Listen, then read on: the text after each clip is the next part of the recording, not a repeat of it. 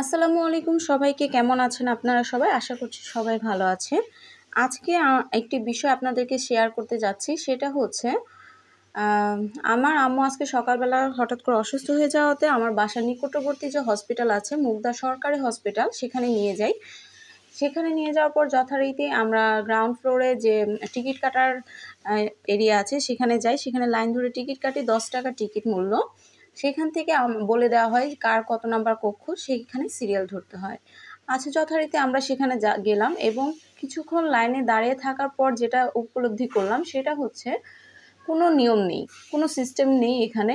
পিছনে যারা দাঁড়িয়ে আছে তারা তাদের ইচ্ছে মতো সামনে চলে যাচ্ছে, আর যারা সামনে লাইনে দাঁড়িয়েছিল তারা লাইনেই দাঁড়িয়ে আছে। পিছন থেকে লাইন ভঙ্গ করছে, এটা নিয়ে সিস্টেম কিছুই করছে না। এবং ডক্টরের যে সহযোগী আছে সেখানেও আমি কোনো সহযোগীও দেখলাম না কোনো রকম হেল্প করার জন্য। এছাড়া লাস্ট পর্যন্ত কি হলো, ডক্টর হঠাৎ করে একজন রোগীর মাধ্যমে সবার হাত থেকে তাদের সিরিয়ালের কাগজগুলো নিয়ে এলোমেলোভাবে সংগ্রহ করতে শুরু করলো। এইটা হওয়ার কারণে কি হলো, যারা প্রথমে সারিতে ছিল তাদের সিরিয়াল পিছনে চলে গেল এবং ডক্টরের কাছে যখন এটা বলা হলো, যখন সিরিয়াল আসলো সামনের সারি, তারা যখন ভেতরে ঢুকে ডক্টরকে বললো, ডক্টর বললো না, এখন আমার কাছে যে কাগজটা আছে সেই অনুযায়ী নাম ডাকা হবে।